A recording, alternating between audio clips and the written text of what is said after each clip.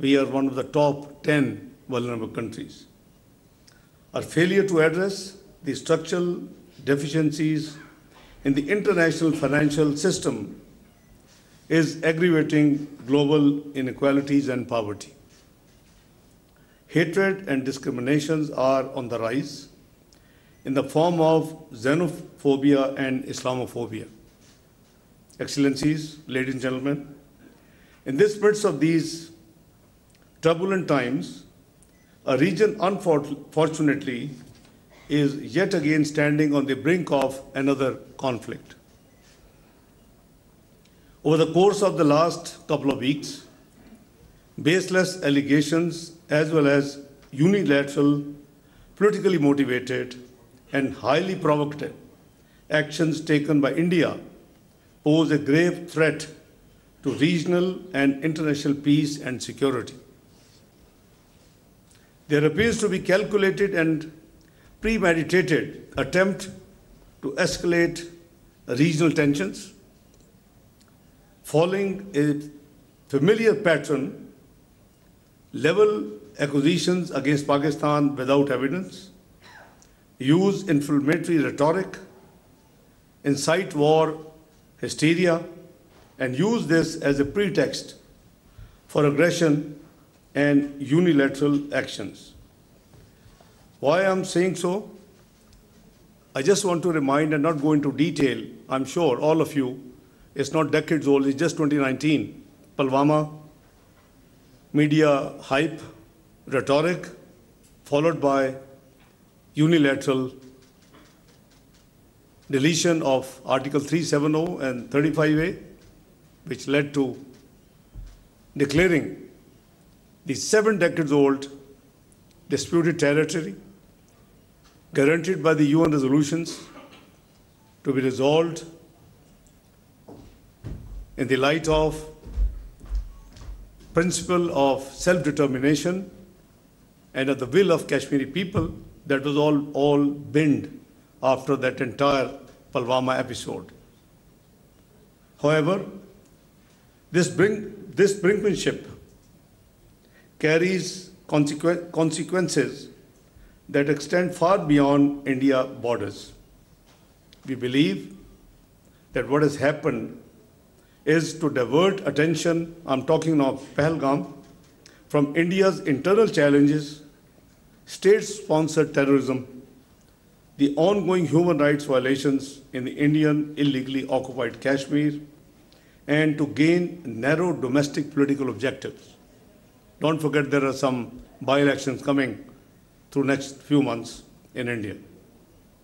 However,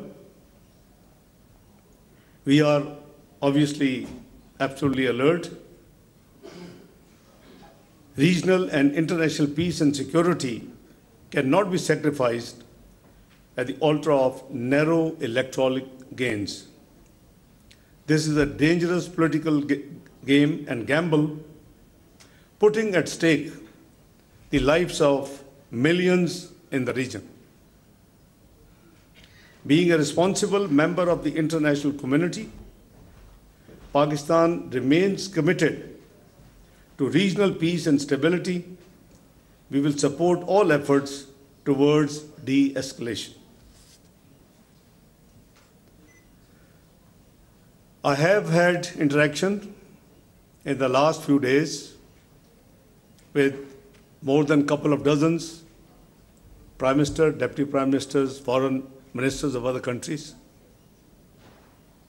In MOFA, Foreign Office, we had engaged around 45 diplomats and mission heads available in Islamabad, and with few who are members of the UN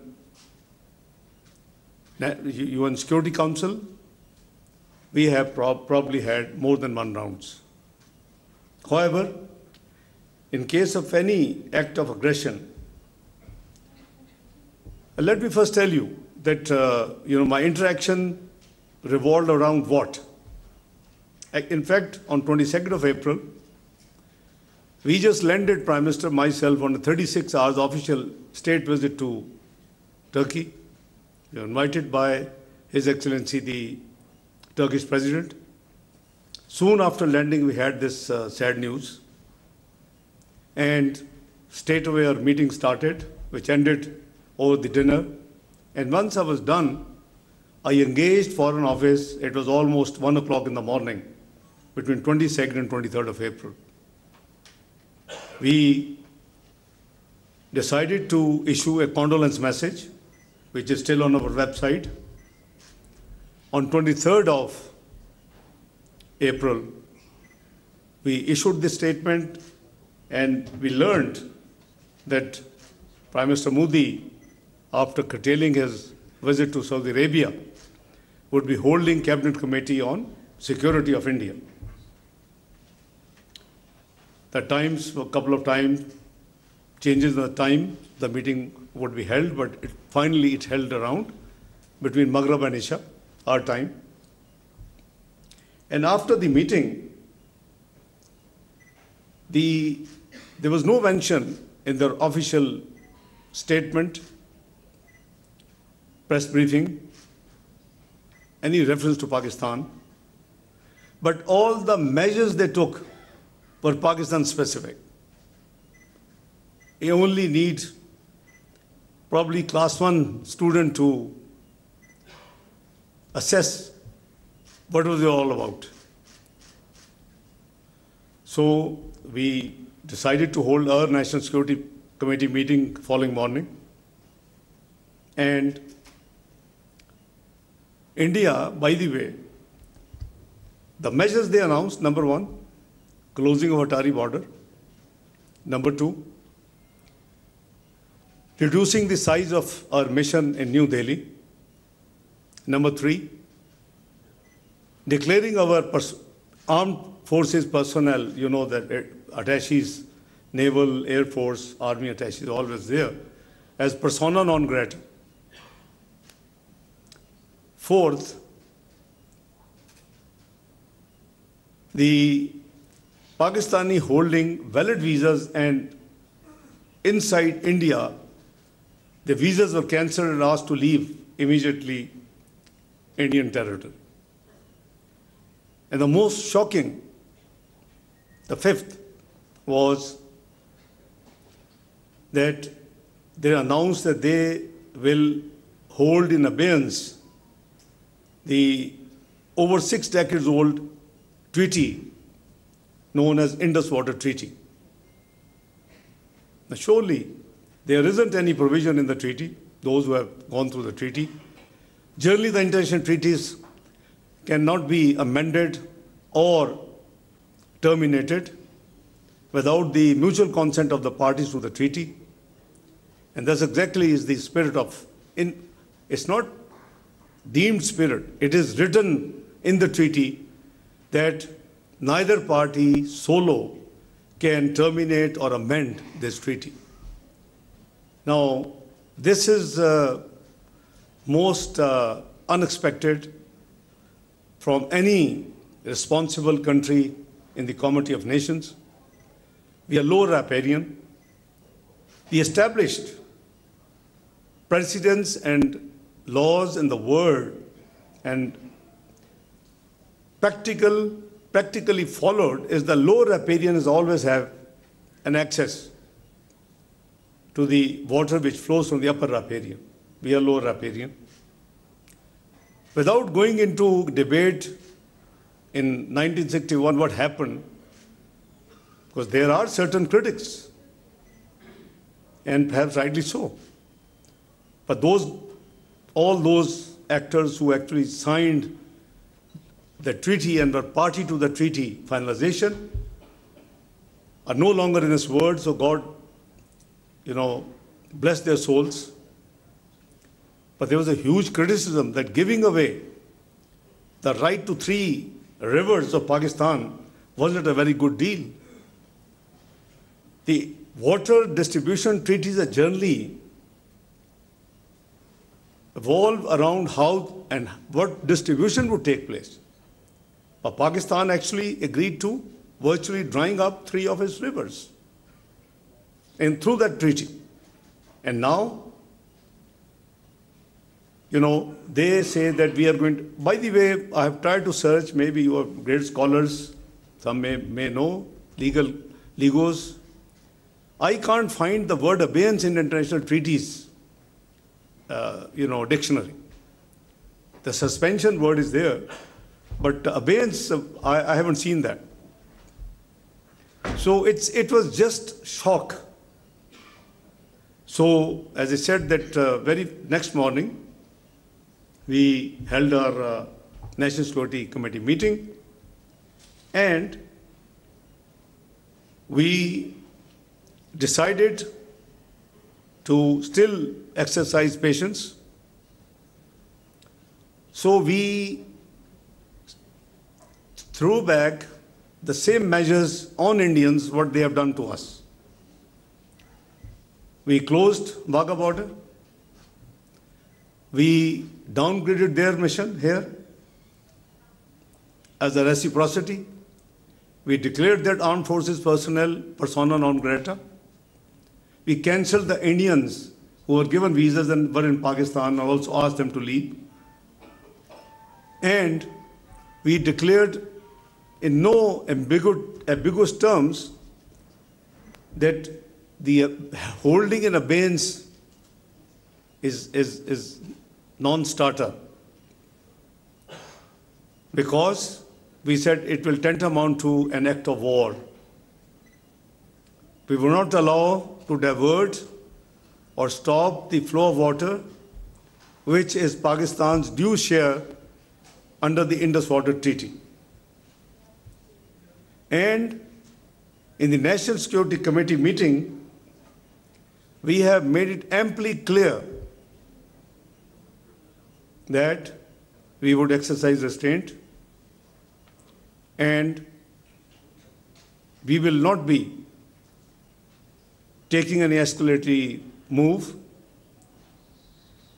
Almost these over 2 dozens world-renowned, as I said, Prime Minister, Deputy Prime Minister, Foreign Ministers. Even yesterday I spoke to Russian, I spoke to Malaysian Foreign Ministers. And they all, including UN Secretary General, the US Secretary Rubio, Russian Foreign Minister Lavrov, EU Foreign Minister, they all, when I speak to them, they all try to advocate that please, Mr. Foreign Minister, Mr. Deputy Prime Minister, whatever they want, they say, please restrain and do not react and do not take any escalating move. I have told each one of them 3 things. Obviously, there's a long calls explaining what India did, what we feel, why they have done it. I just given you an example of Pulwama. I'm not saying this, I don't have evidence, but analysts say this could be another ploy. It might have been self-choreographed. How come in 10 minutes, the FIR is registered at a police station where you need to at least 45 minutes ride to reach? They completed investigation, they completed all the fact-finding, they dealt with the on-site, and in 10 minutes the FIR was registered. Come on, nobody's fool.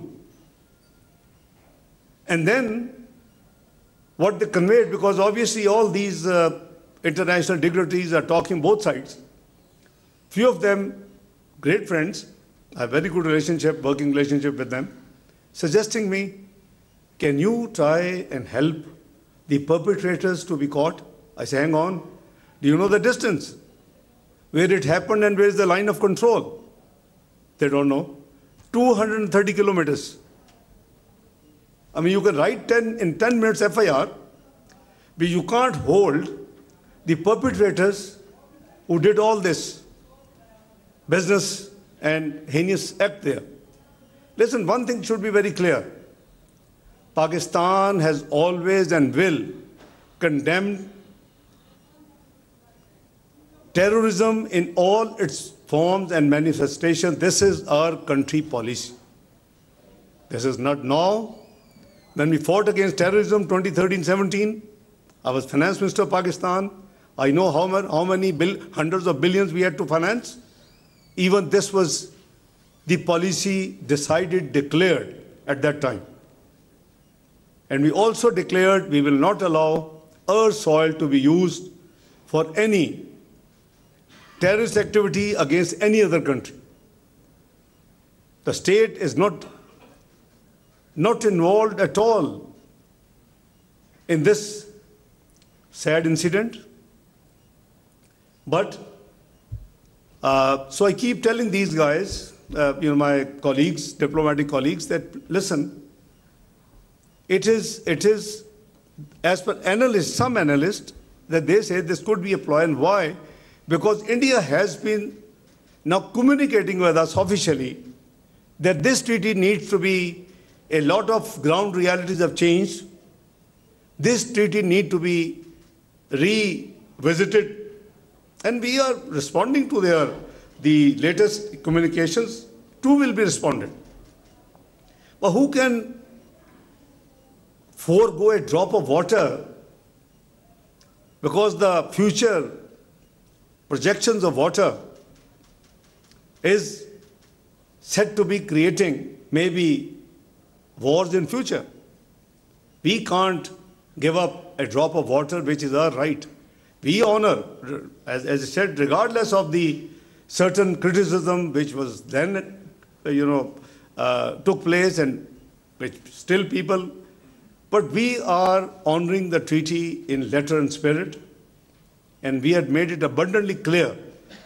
So some analysts, with hindsight of Pulwama, they translated this recent, year-plus negotiations, communication rather, between the two on this subject, that this could be the aim.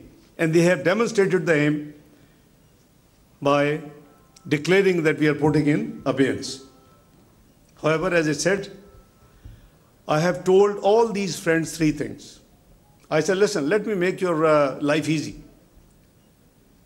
You are asking and appealing both the countries to exercise restraint.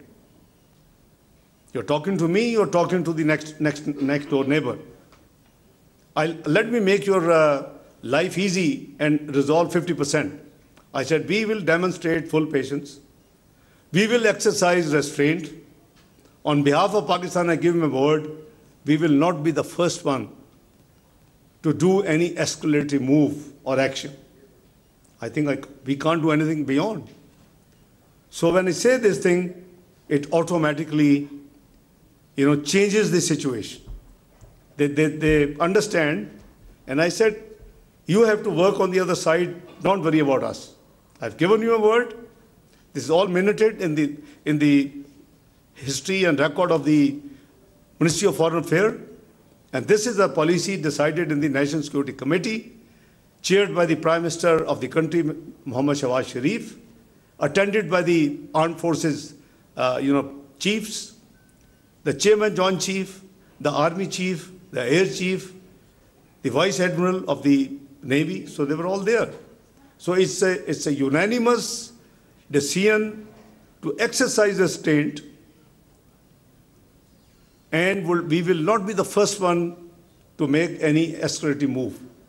But in case any act of aggression by India, I am making it very clear, including last night, to Russian Foreign Minister, that in case of any act of aggression by India, there should be no doubt in anyone's mind that Pakistan will do nothing. Pakistan, let me tell you, Pakistan will resolutely defend its sovereignty and territorial integrity in exercise of the inherent right of self-defense as enshrined in the Article 51 of the UN Charter.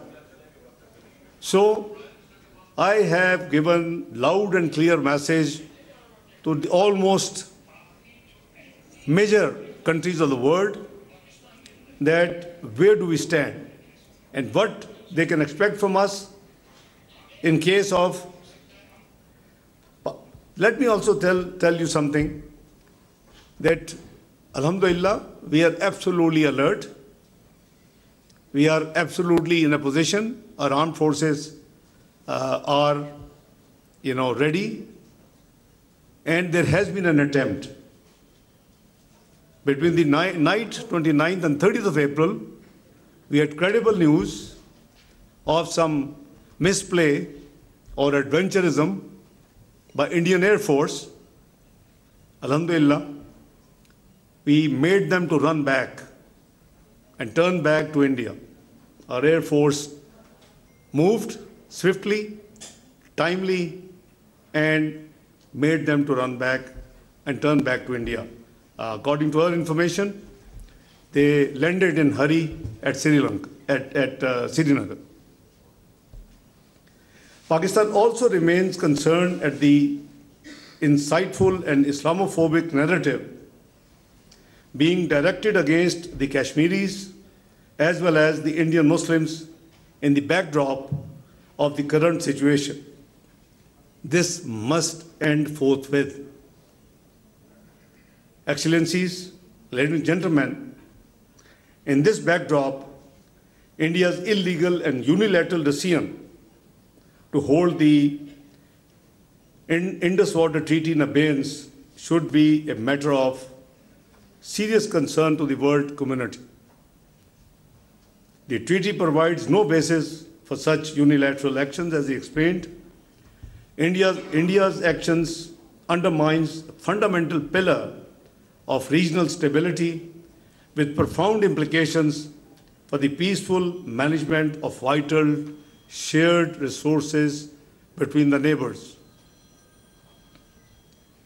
The National Security Committee of Pakistan, as I said, has made it abundantly clear on 24th of April 2025 that any attempt to stop or divert the flow of water belonging to Pakistan as per the Indus Water Treaty will be considered an act of war. Excellencies, ladies and gentlemen, the international community must take serious note of these developments at a time when the region requires cooperation and restraint. Any tolerance for adventurism would only embolden further instability in this part of the globe. We must not forget that the unresolved Jammu and Kashmir dispute remains the primary source of volatility in South Asia. There is an urgent need for renewed and concerted efforts under United Nations auspices to secure a just, lasting, and peaceful resolution of this dispute in accordance with the relevant UN Security Council resolutions and the aspirations of the Kashmiri people.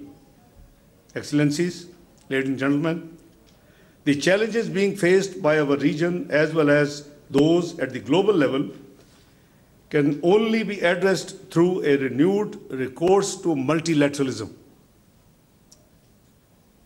There is a need for universal and consistent adherence to the fundamental principles of the UN Charter, self-determination of the peoples, non-use of threat of force, respect for the sovereignty and territorial integrity of all states, non-interference in their internal affairs, and peaceful settlement of disputes.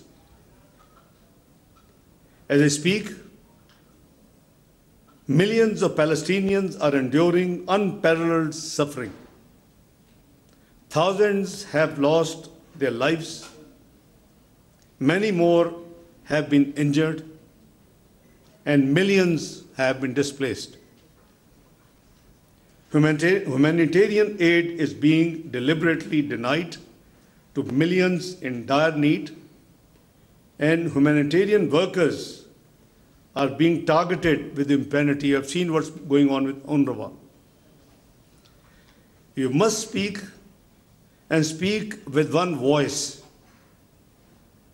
to demand an immediate and permanent ceasefire in Gaza and ensure free flow of humanitarian assistance and lifting of all barriers.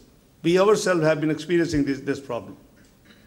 We have sent almost 1.5 consignments at different times. First, we were sending to Gaza through Egypt. Problems erupted. I had to engage Amman. We started sending consignments through Amman.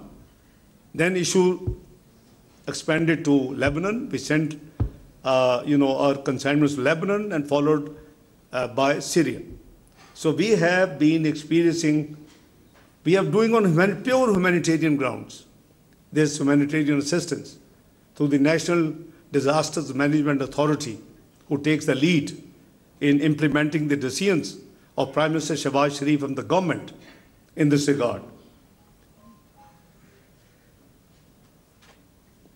So I personally believe that lasting peace in the region cannot be achieved without allowing Palestinians to exercise their inalienable right to self-determination for a viable, secure, contiguous, and sovereign state of Palestine on the basis of pre-1967 borders and with Al-Quds al-Sharif as its capital, in accordance with the relevant UN resolutions. The vicious cycle of poverty and rising global inequalities cannot be addressed unless we make head-on the inequalities in the international economic relations and take them head-on. There is an urgent need to reform the international financial architecture, which has been described by the UN Secretary General as morally bankrupt.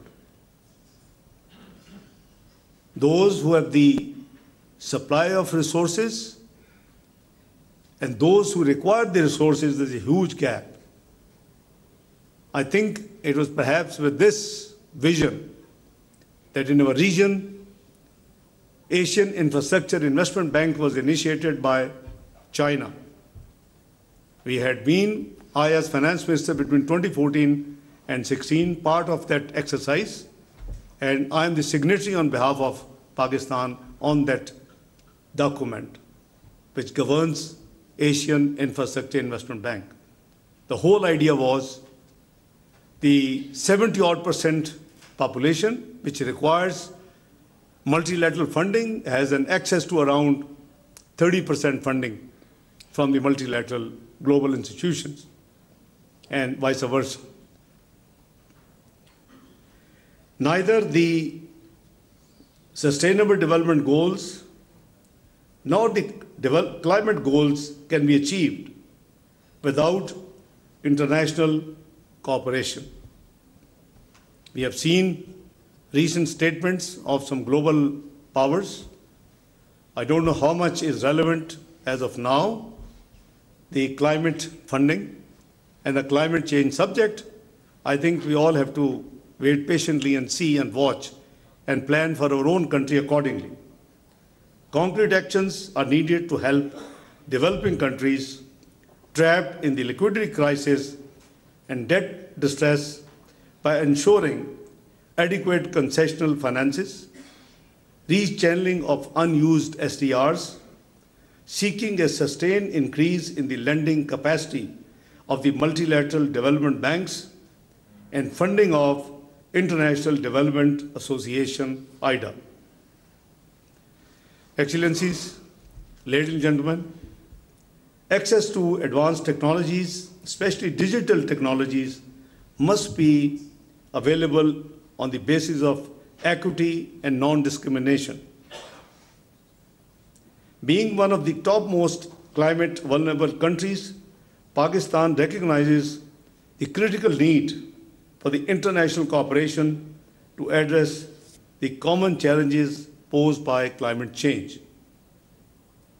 We need enhanced global climate actions and international cooperation to mitigate the navigate impacts of climate change based on the established principles of equity and common but differentiated responsibilities and respective capabilities, commonly known as CBDR-RC. The developed countries need to meet their climate finance commitments with a balanced focus on adaptation and mitigation, so as well as on loss and damage. I have my doubts the outcome with the global changes in the last year plus of the outcome and the decisions and the delivery with all the latest. I'm sure all of you would be pondering and would be assessing and would be, estimating what's going to happen. Excellencies, ladies and gentlemen, Pakistan is alhamdulillah endowed with rich natural and human resources and an enormous economic potential. It is located at the crossroads of South Asia, Central Asia, and the Middle East. This I say as a faith. As a Pakistani, I have a faith that this country has the resilience and the potential to come back and be part of the big 20s. It is not too long away and long ago. It's only 2017. Eight years have passed. Where Pakistan stood at beginning of 2013. Macroeconomic unstable country, Google and find out. Projected to default 6 to 7 months, Google and find out. And country was predicted to default within 6 to 7 months. This is before general elections. Nobody knew who will win the elections. And what was the timeline? Shamshad is sitting here, what was the timeline at that time projected that Pakistan would need to get out of the quagmire we were already landed in? Was 12 to 15 years. That's why I have faith in our nation, in our country, in our society. It took only 3 years. You had all macroeconomic indicators in place, lowest inflation in decades, CPI 3.59, GDP 6.3%, highest foreign exchange reserves close to $25 billion, which still has not been broken. 24th global economy. And it's not me, it's Pricewaterhouse Google. Find out. PricewaterhouseCoopers projected Pakistan is going to be part of G20 not later than 2030. What happened? I call it. And then the country had rolled out, which couldn't be done in the last couple of decades, rolled out, all these iPhones and smartphones and technology you're using today, thanks to 2014, the bold step of the Prime Minister Nawaz Sharif government, which rolled out the auction of 3G and 4G spectrum. That's led to the latest digital position which we are enjoying today.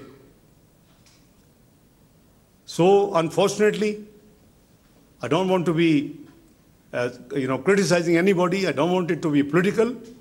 But I genuinely believe as Pakistani, 2 pandemics, one natural and one human, landed this country as 47th economy by 2022.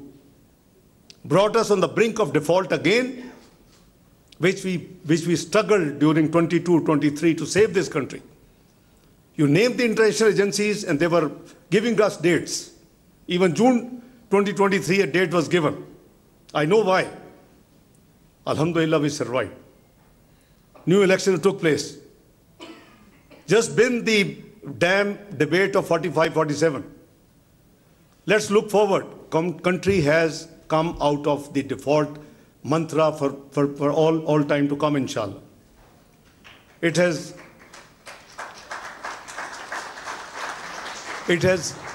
started on the trajectory of growth. I welcome everybody, all parties, to please, for national interest, we must work together. I think there's a recent demonstration you had seen in the Senate. Former Prime Minister Anwarul Haque Sahib is sitting here. I just saw him. So you see, we demonstrated. I had to just spend 2 hours with all the political parties, regardless who is who. We managed to come out with a consensus resolution condemning what's happening, warning that if India does anything, we are all united. You see, this is the spirit. But on the other side, again, by experience 2013-17, you have the scope to go back from 47 to part of G20. We have to just work hard. बहुत लोग कहते हैं जी debt trap हो गया, ये हो गया, वो हो गया. What debt trap? What is debt to GDP of America, the big power? Over 109%. What is debt to GDP of United Kingdom after COVID? Over 100%. What is debt to GDP of Japan? 257%. Oh, bhai, मैंने तो 63% पे छोड़ा था 2017 में. When we came back, it was 73. We have self-imposed a law.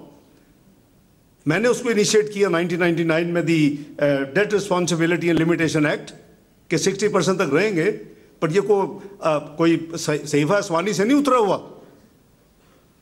God has blessed this country with over $10 trillion of rare earth material, lithium, copper, gold, hydrocarbons, granite. So please have faith in your country. Governments आती जाती रहती हैं, लोग change होते रहते हैं. We should work together as a nation to take the country back from 47th to part of G20. We were 24th. If in next 4 years we would have passed another 2, 3, 22nd, 21st, I was complimented publicly. लेकिन we गिर के 47 पे चले गए. बहरहाल, it's never too late. So, we should remain determined to capitalize on these inherent advantages, what I have explained to you, for the prosperity and betterment of our people and this nation, and for the entire region. We have prioritized geoeconomics as one of the cardinal pillars of our engagement with our international partners. After I got my job description changed this time, having served in the Ministry of Finance for 4 times in the last 35 years, I decided, वो मुझ में वो जो finance का कीड़ा है वो तो है, तो I announced on the day one when I spoke to the senior officers of the MOFA that from today, side by side with the conventional diplomacy, there will be a proactive economic diplomacy. And we are, alhamdulillah, following that very much principle in the last 1 year plus. We are determined to enhance regional connectivity and increase bilateral and multilateral development partnerships for socio-economic uplift. To achieve these goals, we are desirous of peace in the region and beyond. At a time when we are headed on the path of economic stability, we do not want any distractions from our people-centric development agenda and efforts. I just had a note before I came on my way. Somebody said, can I share something outcome of the entire efforts vis-a-vis the global multilateral institutions? So I'm happy it's not part of a written speech. I've been perhaps half the time speaking at some board. First of all, we got OIC, Secretariat and the Secretary General to issue a statement, which is public. You can Google and find it out. The senior officials meeting of the OIC took place, and 48 hours ago, they have also passed a resolution, which in normal course will be obviously endorsed and approved in June in the meeting of the Council of Foreign Ministers of Organization of Islamic Cooperation, OIC, in Istanbul. But we may, if necessary, requisition an extraordinary general meeting of the OIC, Council of Foreign Ministers, but this the government will decide. Third, there was a press statement which is standard practice when an incident took place in any part of the world. In the UN Security Council, as you know, you are, alhamdulillah, from 1st of January, Pakistan is, the non-permanent member for 2 years of the UN Security Council. In 2012, Pakistan won with 1 vote. Now, we were elected 182 versus 5. Alhamdulillah. You see, this is Pakistan now. वो कुछ लोग को 1.5 साल पहले कहते थे 2 साल Pakistan diplomatically isolate हो गया है. मुझे तो ना दिन का पता होता है ना रात का कि किसकी मैं कॉल लूँ और किससे मैं एंगेज करूँ किसको ना करूँ. It's such a long list of mutual interactions with the global community, diplomatic community. Fourth, in addition, in accordance with that tradition, in UN Security Council, US moved a resolution, and the resolution was obviously condemning the terrorist attack in Pahalgam. I think working as the nation's nominee and in the instructions, under the instructions of Prime Minister Shehbaz Sharif and the government and the National Security Committee, I wasn't very happy on 2 things in that resolution, draft resolution. One, the word Pahalgam was there, but it didn't say where. The district, Jammu and Kashmir was missing. And it was obviously, perhaps on purpose. I said, nothing doing. We put a hold that put Jammu and Kashmir, then it is acceptable. And I gave an example. I said, let's say if something happens in London and a similar resolution comes London, will it be London of UK? Will it be London of USA? Will it be London of Australia? Will it be London of Canada? Why are you shying? Put Jammu and Kashmir. Number 2, there was the TRF was mentioned. This is the resistance forum which post-2019 Indian acts of usurping Jammu and Kashmir as its Indian Union territory illegally, unacceptable. The blame was put on that TRF. They were condemned. I said, listen, I haven't seen their claim. Number 2, if you have any evidence, show us. So through our ambassador, who is called Permanent Representative Ambassador Munir Asim Iftikhar in UN, I said, put on hold. They must correct these 2 things.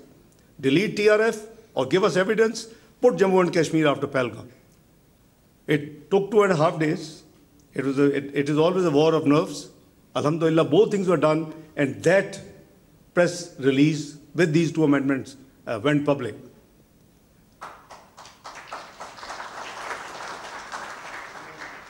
Lastly, Sunday was, for me, there's no Sunday or weekend. I was busy talking to Malaysia, talking to Foreign Minister Lavrov of Russia, etc., and dealing with many things related to it. With the approval of Prime Minister and in consultation with the Army Chief, General Asim Munir, I have directed last night our permanent representative in UN to summon and request for a meeting of the UN Security Council.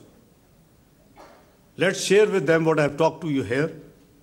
Let's share with them with the facts and figures and the detail and the evidence we have shown other day when ISPR, Lieutenant General Sharif Saab with me, and our spokesperson Shafqat Ali Khan was with me. I'm sure you would have seen it is elaborate.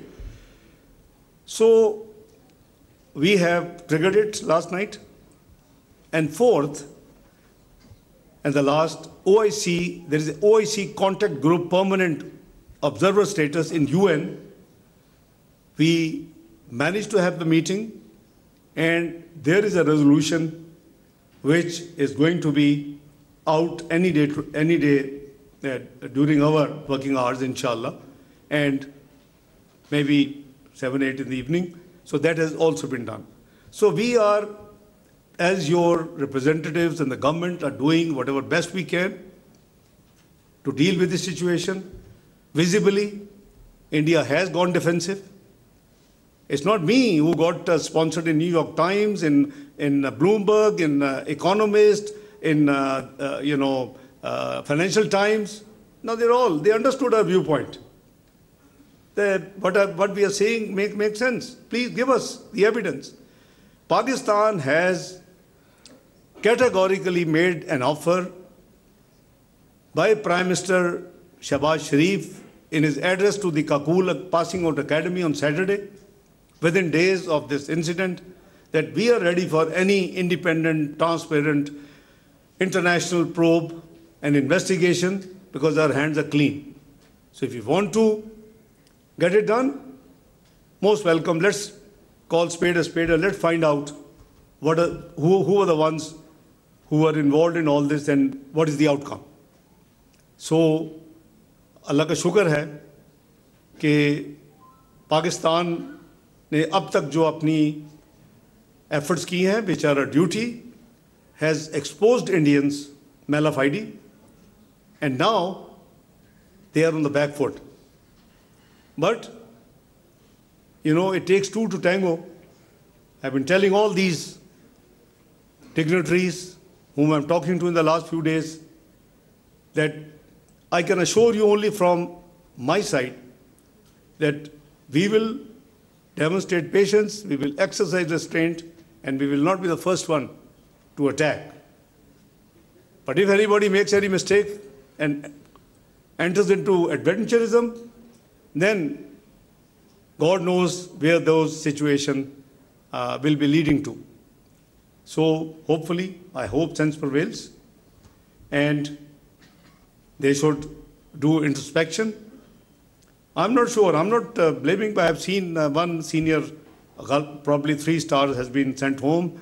One number 2 in the Air Force has been sent home. Maybe that episode which happened when we forced the 4 Indian Air Force fighters to go back just 4 days ago. So God knows, but anyway, it is their internal business. They can sack the whole army, whole Air Force. It's not our business. Perhaps it will resolve the issue. But anyway, I think I have taken a lot of time beyond I was asked to. I do hope that the international community will help us achieve the goals I have enumerated in my little talk. And any spoilers in the region will be prevented from obstructing our path to peace and prosperity. As I said, I will be keenly looking forward to your deliberations in the next few sessions in 3 days. And I think your wisdom will certainly help Ministry of Foreign Affairs and the government as a whole to benefit from any great ideas which you will come up with. I once again thank you, Mr. President, and all excellencies, ladies and gentlemen, for your very patient hearing. Thank you very much indeed. God bless you.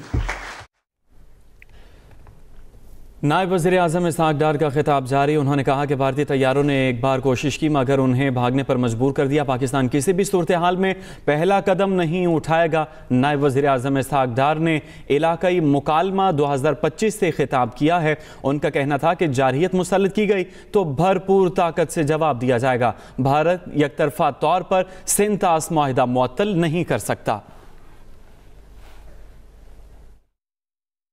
Express news.